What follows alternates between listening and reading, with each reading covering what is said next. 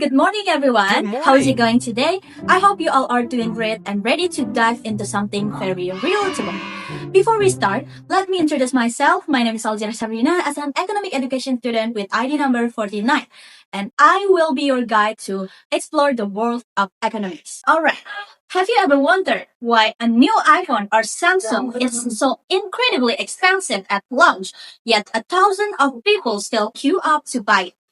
Well, today we are going to unlock that mystery to our topic, supply and demand in the smartphone industry.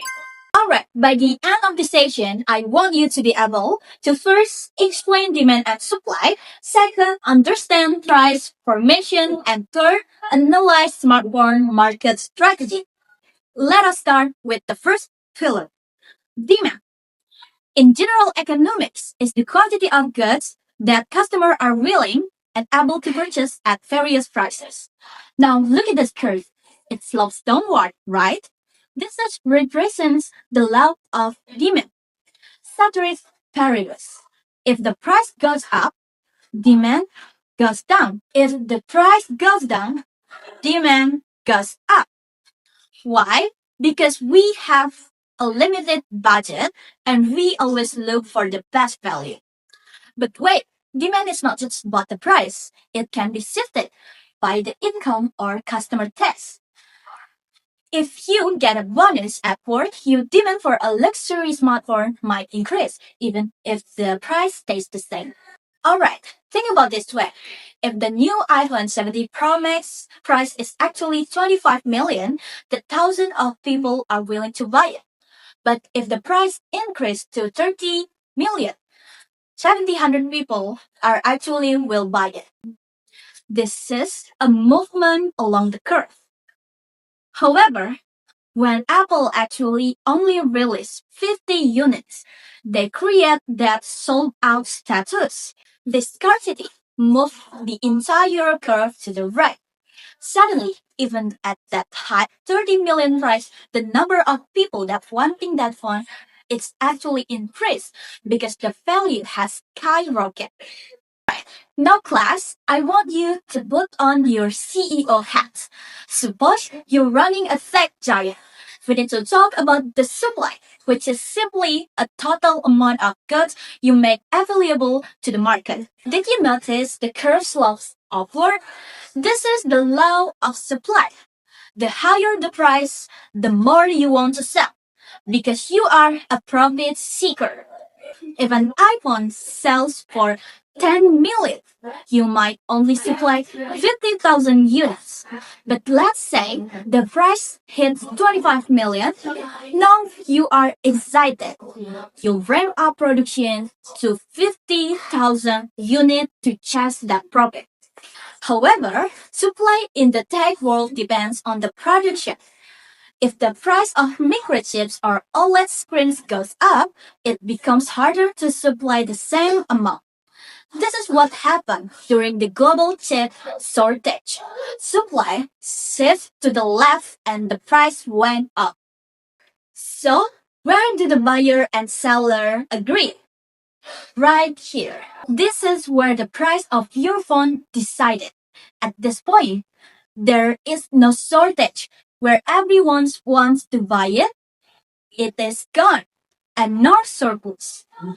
Where the shelves are full but no one is buying. Think of it as the sweet spot where the market is perfectly balanced. Now, I want you to think about this. Yes, you are behind the screen. No. Imagine a new technology suddenly makes smartphone production 50% cheaper and faster. Which curve will shift? I will give you a 3 second to think. 1, 2, 3. Exactly, you got it.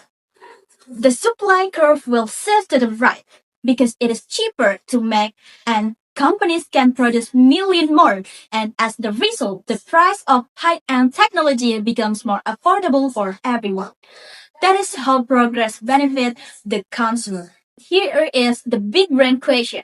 Why is the latest flagship often sold out within minutes? Is it a production mistake? What? According to reports from counterpoint research and strategy analysis, tech giants often use a strategy called artificial scarcity of hunger marketing.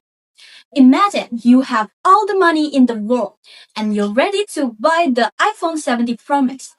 You open the site, but it says sold out, shipping in 10 weeks.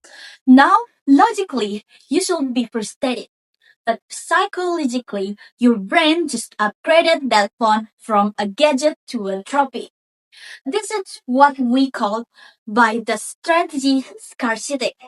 By international releasing a lower supply than the actual demand, brands create a power waiting list effect. Academically, this is based on commodity theory. We automatically assume that if something is unvaluable, it must be higher in quality.